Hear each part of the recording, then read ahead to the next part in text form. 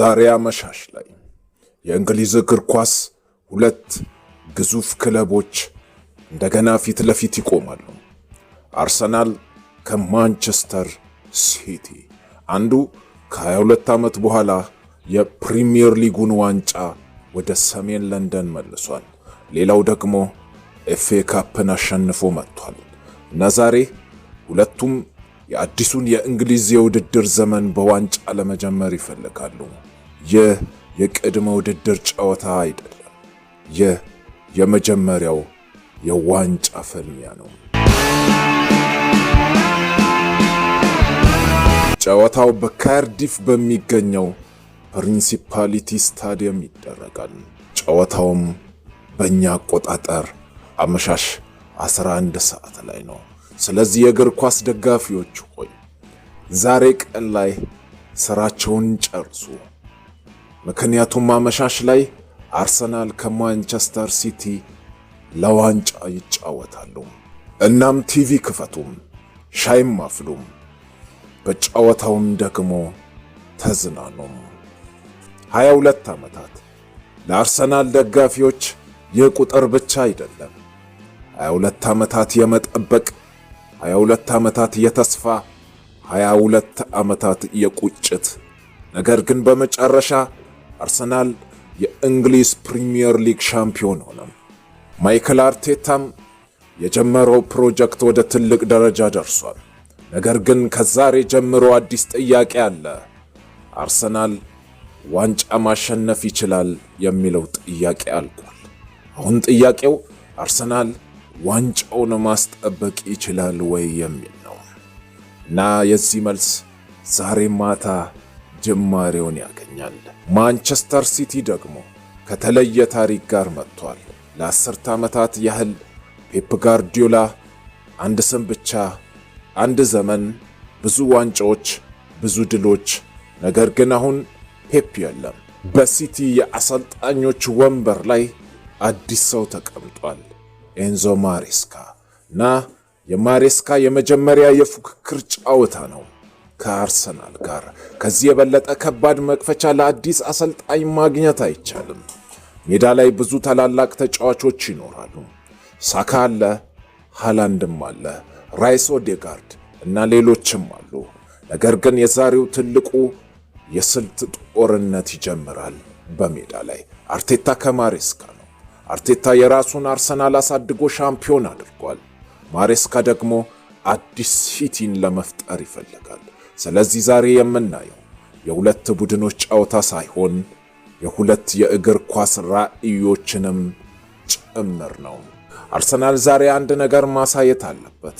የፕሪሚየር ሊጉን ዋንጫ አጋጣሚ እንዳልሆነ ማረጋገጥ አለበት። ይህንን ለማረጋገጥ ዛሬ ድሉ አለው። ቡካዮ ሳካ ተመልሷል። ዲክላን ራይስም አለ፣ ዝግጁ ነው። ማርቲን ኦዴጋርድ ደግሞ የቡድኑን መሪነት ይዞ ይመጣል። ማርቲን ዙቢሜንዲም ከቡድኑ ጋር ዝግጁ ሆኖ መሃል ክፍሉን ያሳልጣል። ነገር ግን ሳሊባና ቲምበር በጉዳት ምክንያት የማይገኙ ተጫዋቾች ናቸው። ስለዚህ አርሰናል ዛሬ የሚፈተነው በማጥቃት ብቻ ሳይሆን በመከላከልም ይፈተናል። በሌላኛው ጎን ደግሞ አርሊንግ ሃላንድ አለ። የአርሰናል ተከላካዮች ዛሬ ማታ ከሚያስቡባቸው ስሞች አንዱ ይህ ነው።